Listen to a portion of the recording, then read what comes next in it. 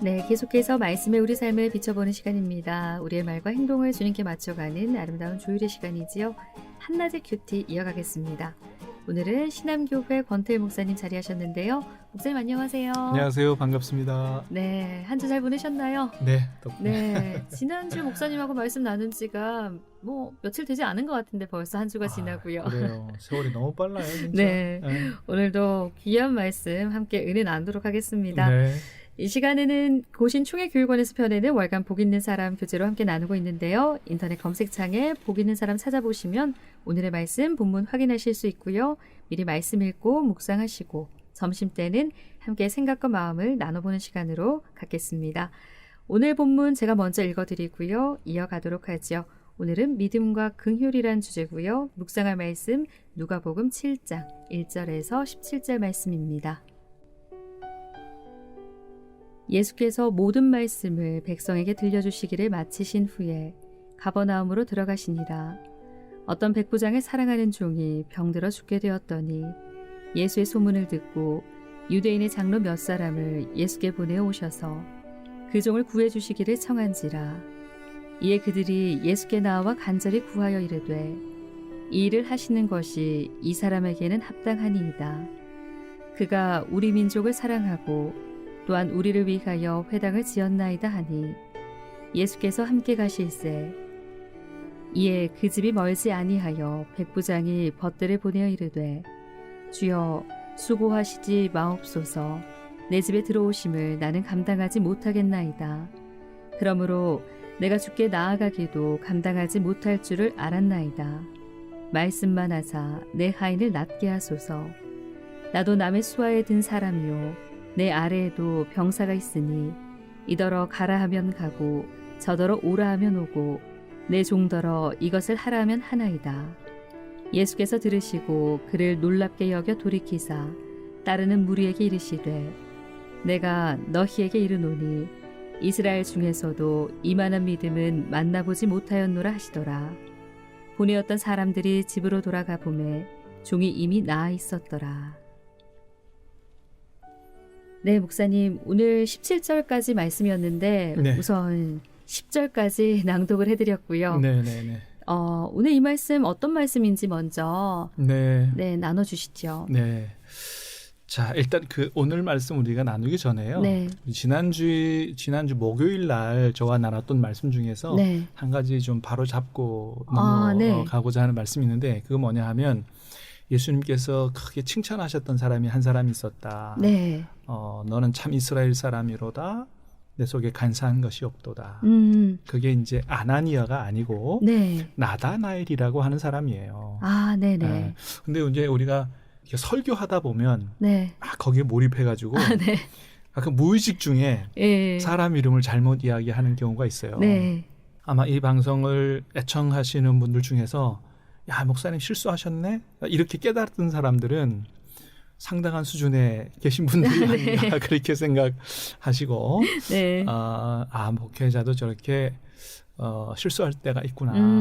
넓은 마음으로 양해를 해주시면 좋겠습니다. 네. 나다나엘이라는 것을 바로 잡겠습니다. 네, 나다나엘이었다는 거 네. 말씀을 드리고요. 네네네. 예, 그럼 이제 오늘 본문 말씀으로 이 그래요. 말씀, 어떤 말씀인지 좀 나눠주시죠. 예, 오늘 말씀 우리가 다 읽지는 않았지만은 크게 두 가지 사건을 기록하고 있는데 네. 하나는 이방인 백부장의 종을 예수님이 고치시는 네. 이런 내용이고 또 하나는 나인성 과부의 아들을 살리시는 예수님의 모습을 보여주고 있죠. 네.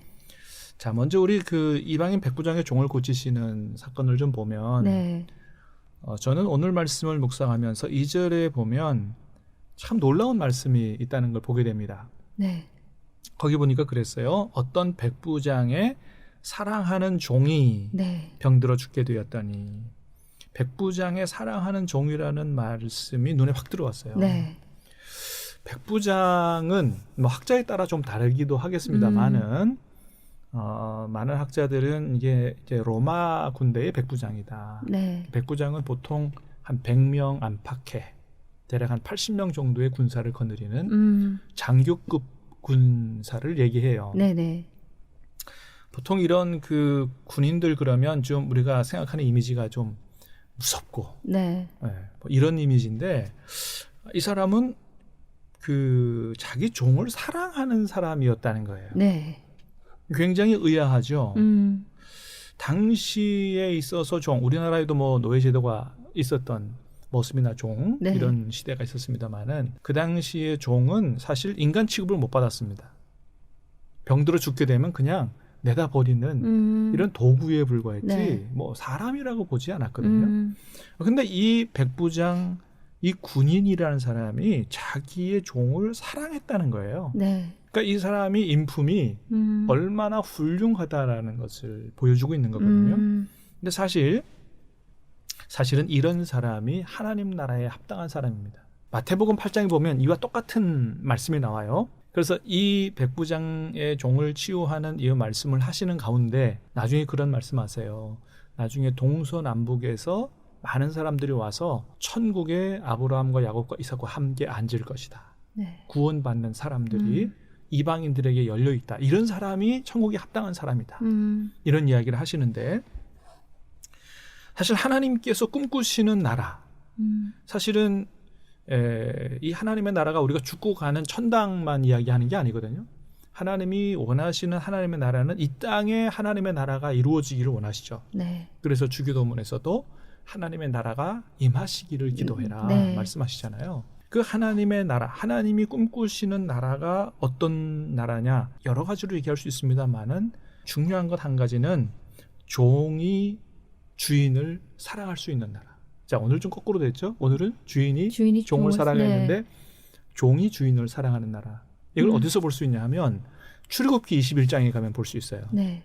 출애굽기 20장에 10계명 계명에 나옵니다. 10계명은 하나님이 이스라엘 백성들에게 주는 이제 헌법과 같은 모법과 같은 네. 이런 이야기고 그다음에 그 다음서부터 그에 근거한 아주 세부 사항의 법률을 주시죠. 그 21장의 첫 번째 나오는 하나님 나라의 법 중에 첫 번째 나오는 법이 뭐냐 하면 종에 관한 법이에요. 네. 거기 보면 이런 말씀이 있어요. 종이 내가 상전을 사랑하니 내가 이 집에서 나가서 자유인이 되지 않겠노라. 이런 말씀이 나옵니다.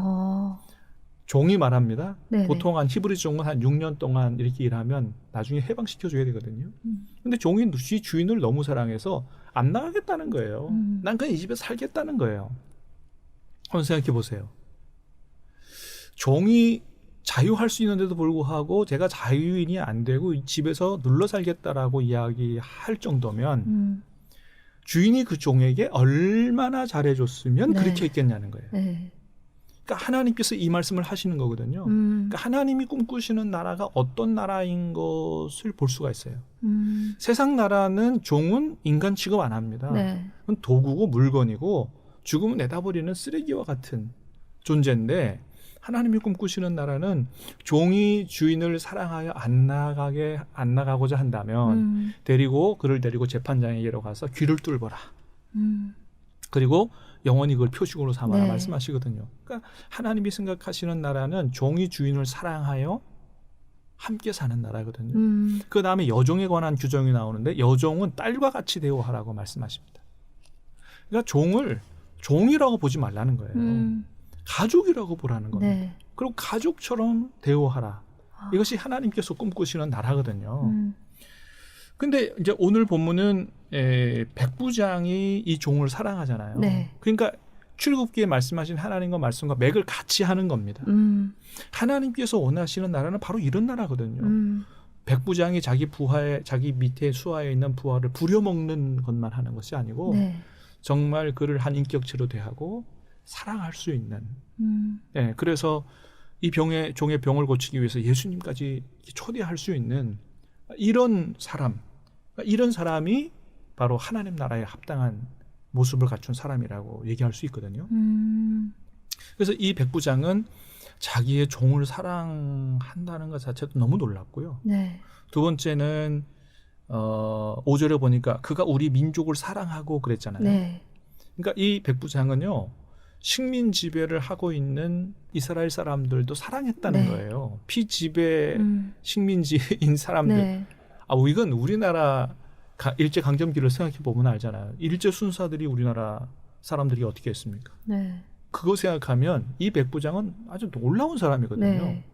예, 자기들이 지배하고 있는 그런 지배 국가, 지배 당하는 사람들을 사랑하는 사람이었다는 것이죠. 뿐만 아니죠. 이분은 예수님에 대한 믿음도 가지고 있습니다. 예수님에 대해서 뭐라고 얘기해요? 6절에 보니까 예수님이 그 집으로 가려고 그러니까 종들을 보내서 주여 네. 수고하지 마시옵소서. 네. 예수님을 향하여 주님이라고 불러요. 네. 그러니까 예수님에 대한 소문을 들었지만 예수님이 이게 보통 분이 아니고 정말 하나님의 아들이라고 믿었던 것 같아요. 주여라고 표현하면서 뭐라 그래요? 말씀만 하사 네. 내 하인을 낫게 하소서. 이건 예수님을 신이로 인정하지 않고는 고백할 수 없는 거거든요. 네. 그러니까 이 백부장은 예수님의 권세에 대한 인정, 네. 예수님 앞에서의 겸손, 네.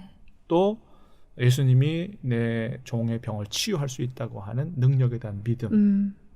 그야말로 천국에 합당한 모든 이 조건을 다 갖춘 사람인 거예요. 그래서 9절에 보니까 그랬어요. 예수께서 들으시고 그를 놀랍게 여기셨다. 네. 성경의 이름 표현 거의 안 나옵니다.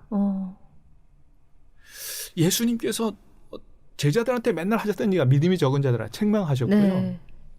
뭐 칭찬 정도 하셨을지 모르지만은 놀랄 정도는 아니셨거든요. 네. 한번 생각해 보세요. 예수님이 우리를 보시고 뭘 보시면 놀라실까? 우리가 팔씨름대에서 1등하면 놀라실까? 돈을 많이 벌어 부자가 되면 놀라실까? 네. 나이가 한 120세까지 되면 놀라실까? 그렇지 않거든요. 네. 예수님이 성경을 보니까 놀라는 것은 우리가 하나님을 향하여 주님을 향하여 큰 믿음을 가질 때 그때 정말 놀라신다는 거거든요. 네. 믿음이 없이는 하나님을 기쁘시게 하지 못한다. 그런 말씀하셨는데 이 백부장의 이런 믿음은 주님을 정말 놀라게 할 만한 믿음이었다. 네. 그래서 오늘 본문을 이렇게 기록해 주신 이유가 두 가지인 것 같아요. 첫 번째, 오늘 본문을 통해서 예수님은 정말 하나님이시다. 네. 라고 하는 그 예수님의 권세에 대한 것을 네. 우리가 확신하라. 라는 의미고 또 하나는 네. 이런 백부장과 같은 믿음이 천국에 합당한 우리 성도들이 가져야 될 그런 믿음이다. 네. 백부장을 본받는 믿음을 가지라고 주시는 말씀이 아닌가 그렇게 생각이 됩니다. 네. 목사님 그 2절을 그냥 지나칠 수 있는 네. 구절이잖아요. 사실 읽을 네. 때. 왜냐면 뭐 뒤에 백부장의 종의 병을 고치는 네. 이 본문에 이제 포커스를 둔다면은 네. 그냥 흘려갈 수 있는 음. 사랑하는 종, 백부장의 사랑하는 종이라는 이 한 절의 말씀을 가지고 쭉 내려와서 구절을 보니까 왜 예수님께서 이스라엘 중에서도 이만한 믿음을 만나보지 못하였노라라고 말씀하셨는지 그 모든 내용에서 이 말씀으로 딱 결론이 지어지네요. 그래요. 예. 저는 그냥 못 넘어가겠더라고요. 말씀에. 예, 그래서 목사님이 이 말씀해주신 이 말씀이 이렇게 이 백부장의 모습을 또 볼 수 있구나라는 생각을 해봅니다. 네. 하나님 나라에 합당한 사람, 비단 백부장만이 아니라 우리 또한 그렇죠. 그런 모습으로 살아야 된다라는 말씀으로 여겨지네요, 목사님. 네. 그래서 제가 10절까지만 낭독을 해드렸는데 네. 사실 11절 이후에서도 네.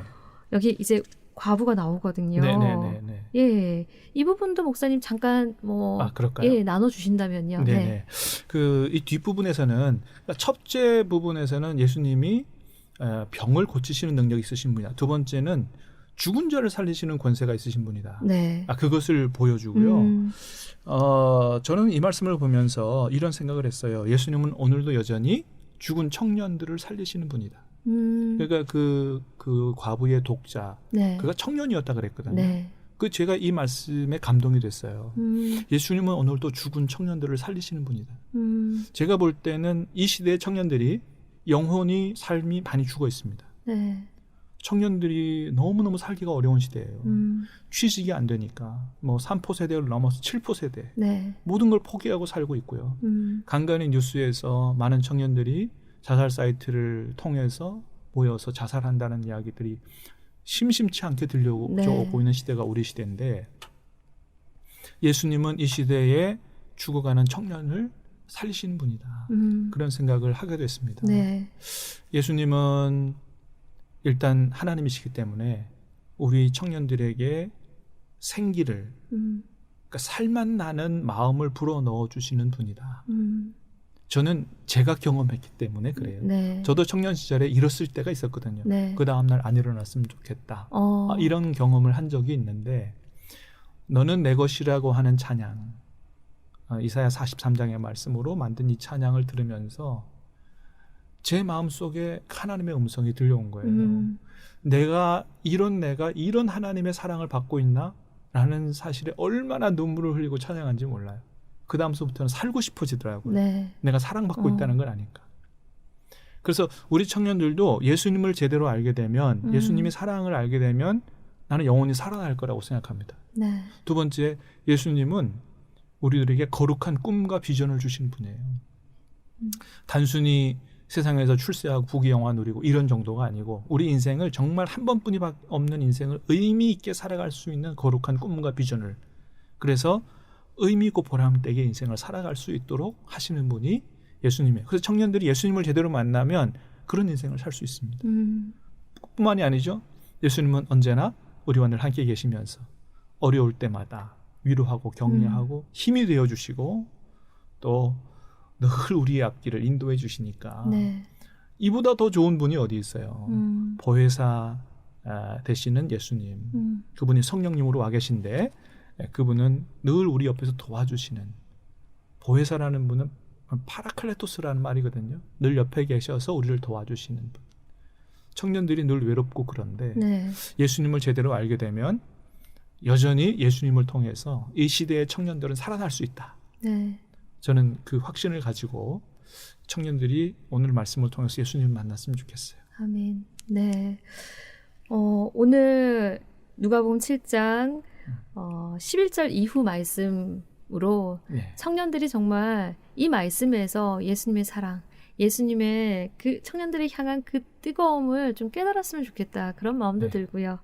네, 오늘 목사님과 믿음과 긍휼이란 주제로 누가복음 7장 1절에서 17절까지 말씀 함께 나눴는데요. 오늘은 여기까지 이야기 나누겠습니다. 네. 네, 목사님 감사합니다. 감사합니다. 네, 지금까지 신암교회 권태일 목사님과 한낮의 큐티 시간 가졌습니다.